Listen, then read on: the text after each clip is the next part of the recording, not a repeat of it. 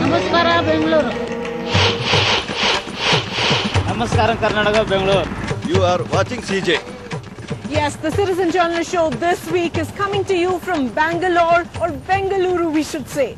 Just ahead of the 5th May elections, we are here to gauge how much of elections really belongs to people and how much of their issues dominate the political landscape.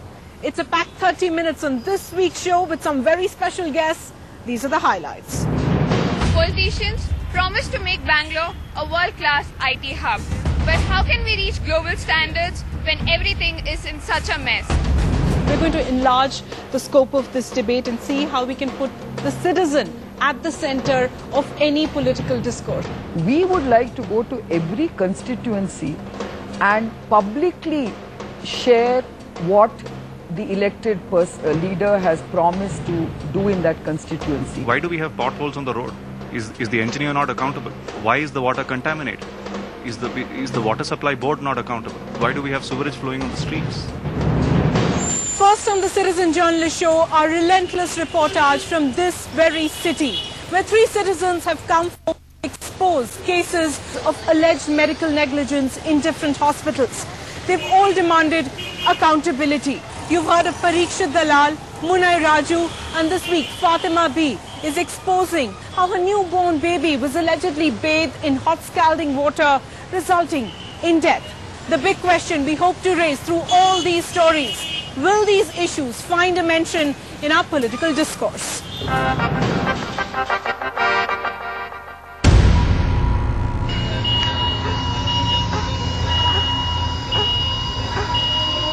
Fatima B can probably never forget that morning of that October back in 2010. What should have been a short hospital stay turned out to be her worst nightmare after she lost her newborn son there. Her baby, Mohammad Rifai, a little over 2 months, was admitted to Kasturba Hospital in Manipal after he was found to be discharging sodium and potassium in his urine. 5 ಗಂಟೆಗೆ ಇಬ್ರು staff ನರ್ಸ್ಗಳಾದ Sangeetha 2 nurses Seema and Sangeeta came at 5 in the morning to give my son a bath. I was sent to weigh my son's urine pad. Minutes after Fatima B was sent away, her baby's cries brought her rushing back, only to find Rifai burnt completely below his waist. While I was away, the 2 nurses had put the baby in boiling water. Dr. Sujit George, who was present at the hospital, refused to give first aid as he said, my baby was not his patient. It took 7 hours for the doctor in charge to begin treating Rifai for the burns. The hospital gave excuses for Rifai's condition and denied that it was the high water temperature that caused the injury. Rifai had to be fed through a tube and he could not pass urine because of the burns. Fatima lost Rifai 4 days later. Shattered yet determined, she approached the local police in Manipal.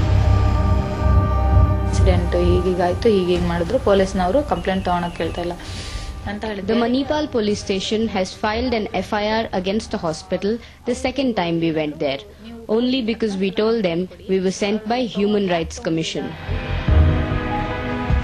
Fatima B also took her case to the Karnataka Medical Council. Although professional negligence has been proven at the Karnataka Medical Council against the 2 nurses, they are continuing to practice at the hospital. We tried reaching Kasturba Hospital through email and phone calls, but the hospital did not respond to our queries. Kasturba Hospital refuses to take the blame for Rifai's death. Instead, it cites renal failure and sepsis in the death report. This is not the first time that the CJ show has shown stories of medical negligence and callous attitude of hospitals. Just a few weeks back, we had carried the Justice for Shailija campaign. And before that, CJ Parikshit Dalal's battle to get justice for his wife. After Munay Raju turned citizen journalist to get answers from those responsible for his wife's vegetative state, the Karnataka government took notice and promised to find out the truth. Parikshit Dalal too has kept up a relentless battle after alleged medical negligence claimed the lives of his wife and unborn child. All 3 of these citizen journalists are fighting for justice, asking for accountability, and the citizen journalist team will be with them in this battle. in all three cases in that report you saw, citizens have demanded some kind of an accountability from one institution, the Karnataka Medical Council.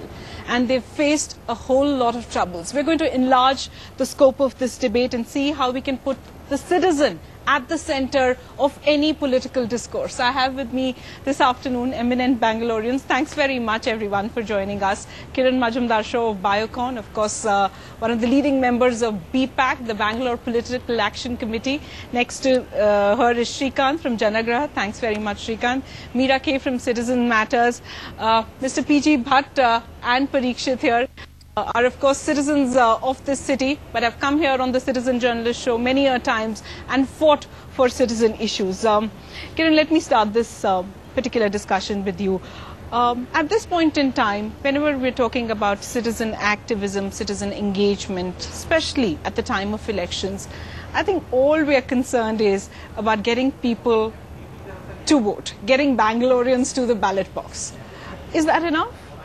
Well, you know, it's a starting point because we feel that citizens' engagement starts with exercising your franchise. We are too disengaged with the political system. We just don't know how to deal with the political system. So basically, we don't demand anything from our politicians when they are elected. If I was to get at the heart of this matter, I'm just wondering, is there enough clamor or enough unease within citizens to actually be a part of this process? Do they really want to be a part of this process? Are they realizing that things around them are perhaps crumbling and they need to be an effective voice? I think there is a clamor. I think especially in urban centers and especially more so in Bangalore, there is significant amount of demand for change. However, I think the change market is an asymmetry. There's not much of supply. So citizens, I think, are very much interested in participating. Citizens demand change. However, I think there's a combination of the need for awareness, and also there are some systemic issues like cleanliness of voter rolls, like lack of formal platforms for citizen participation. So once your engagement of the ballot box is over, what do you do in the next 5 years? Where are the formal platforms where you can engage and change the destiny or shape a vision for your neighborhood, for your street, for your region within the city? That is something which is absent. Okay, you mentioned electoral rolls, and I think, Mr. Bhatt, that's why you should come in.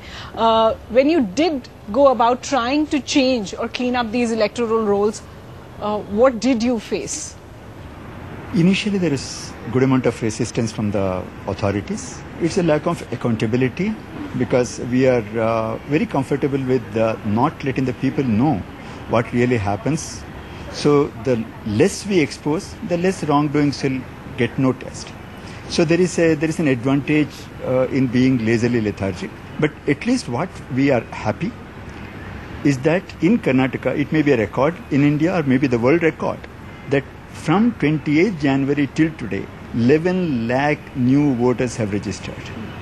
And a lot of them, I dare say about 60% of them could be online registrations. Oh. And these are not the people who will come with biryani or 500 rupees a day buying votes. So I do feel that all this exercise has borne some good result. So this mass base is ready. But Meera, Shrikant mentioned this particular platform for citizen engagement.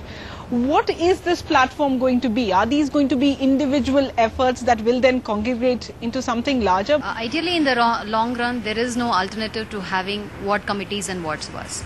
And unless there is a systemic change to devolve power to the local level, to the neighborhood level, it's not really going to happen. So that's one key, decentralization, yes. And actually, when we went about asking people what the issues really should be, that they believe should be a part of the manifesto, people named everything. There was Namma Metro, there was traffic, there was garbage. Many citizens would say this should be part of the political discourse. This should be what the political manifesto should be all about. Hi, I'm Sai Sudha, and I've been living in Bangalore for the past 18 years. And what troubles me the most here are the roadways. The roads are full of potholes and rubble. The tar has completely worn off, yet nobody bothers to carry out any kind of maintenance work. No matter which part of the city you are in, you have to face long traffic jams. Whenever I read newspaper or watch news, politicians promise to make Bangalore a world-class IT hub. But how can we reach global standards when everything is in such a mess? The city is dotted with IT parks and big flyovers. We even have a new metro line. But take a look at these streets, just a few meters away from all this. It's hard to believe we live in the Silicon Valley of India. The BJP has done nothing to improve the infrastructure of the city. I don't know if voting for another party will change things. I hope the politicians are listening and are working towards improving the infrastructure of the city. In Bangalore, this is Aisda, citizen journalist. Hi, I'm Suniti Jaikumar, a resident of Bangalore for the last 60 years. Every summer we prepare ourselves for a water crisis. The city draws nearly 1410 million litres a day, of which 35% is lost in leakage. The area I live in has no water supply from the Kaveri river. We have to rely on the borewell in our area. This borewell was dug in 2001, but during summer it totally gets dried up. So we are forced to call in tankers for the water supply of our apartments. Each of us spend about 12,000 per annum for the water supply. Even drinking water is in short supply, and I'm not alone. Across the city, nearly 30% of the borewells have dried up. Rural Bangalore and areas like Yelahanka and Begu have faced acute shortage in the last 2 months. It's time the government wakes up to our problems.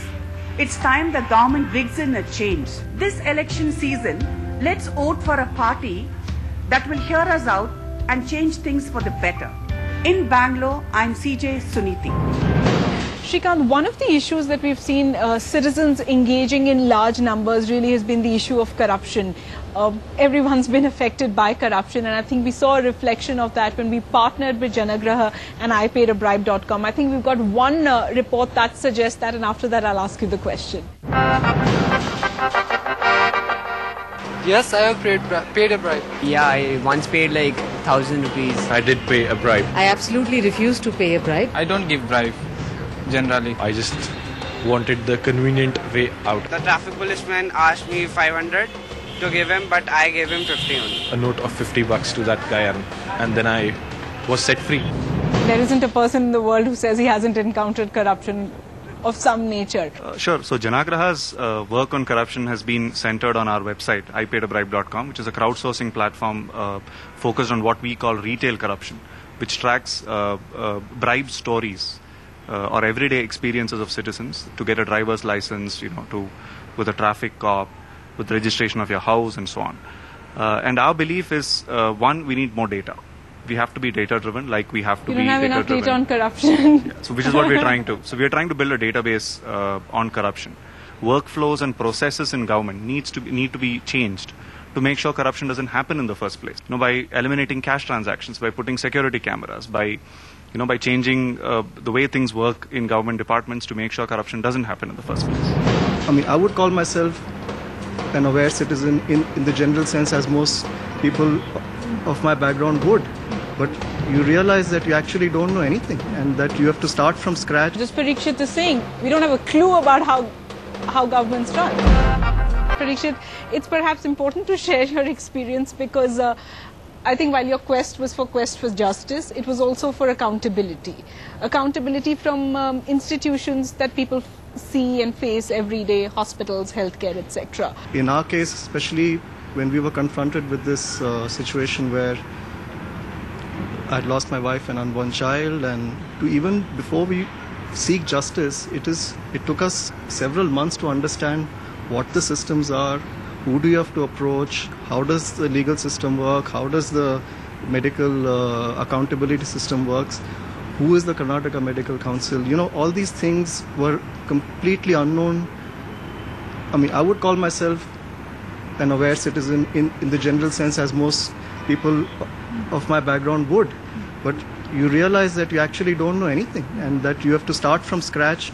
I'm not trying to personalize my experience with the Karnataka Medical Council, but as and when we went through the process, we realized that this body has been in existence for the last 17 years without their internal elections, where every 5 years this body has to have elections. is it possible for 17 years there has been no elections in this body? And this just throws up questions that, is the system really working? You know, this sentiment is actually true for every citizen, and perhaps is going to be true when Parikshit is going to go and vote. But at the heart of any citizen engagement is also this citizen battle, and one that they face every day to get accountability from some institution or the other. In this particular instance, of course, it resulted in a personal tragic loss. But on a day-to-day basis, all of us as citizens face the same thing. Why do we have potholes on the road? Is the engineer not accountable? Why is the water contaminated? Is the water supply board not accountable? Why do we have sewage flowing on the streets? Why do we have traffic violations? So the point is to have accountability fixed in measurable terms, in objective terms. You know, administrations by themselves run on a very opaque and a closed way. I think the RTI to some extent has helped people push that door. But still, by and large, as Parikshit is saying, we don't have a clue about how governments run. I think that goes with a lot of government institutions, is that when you feel that things are not going as what they should have been, the only option left with citizens or people like me is to approach the courts.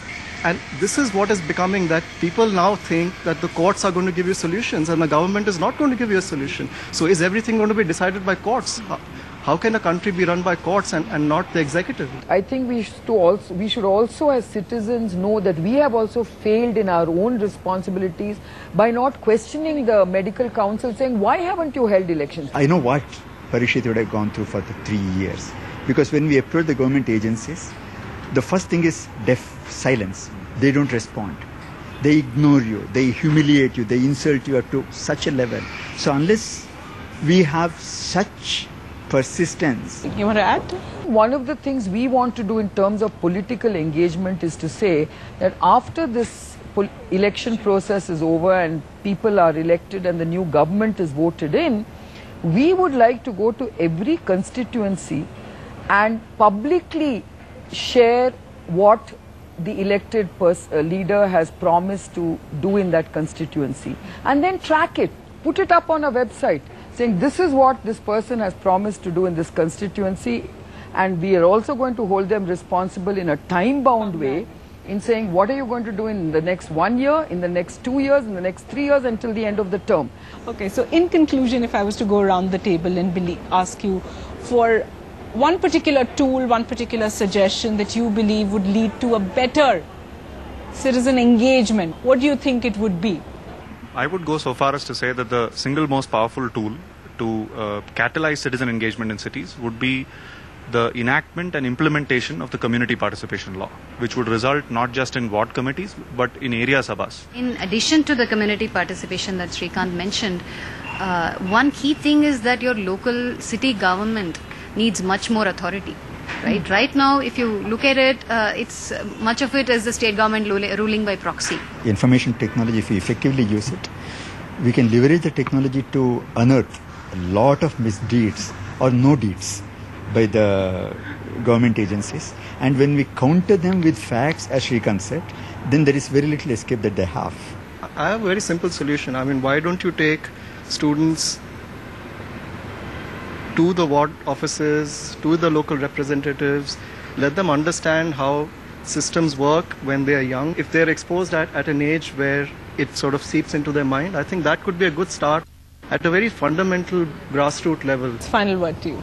I think, you know, in school we used to focus on civics, and I think we've lost track of that. I think you're absolutely right. And more importantly, I think it is for every one of us citizens to not only understand how we should be governed or how we are governed, but then hold those who govern us accountable. And demand better governance. That Bangalore today accounts for 60% of Karnataka's GDP. It is underinvested, under-resourced, all because the government is not doing what it should for Bangalore's development. And if Bangalore chokes, Karnataka will die. Fair enough. I think not quite the most optimistic note, but thanks very much everyone for joining us. So the idea remains how to get the citizen to play his role in God's work. That's all we could pack in on this edition of the Citizen Journalist Show. Do write in to us what you thought about it, the ideas that came up. Remember, Facebook, Twitter, plus IBNCJ.com. As always, we love to hear from you. From the entire team here in Bengaluru, thanks for watching.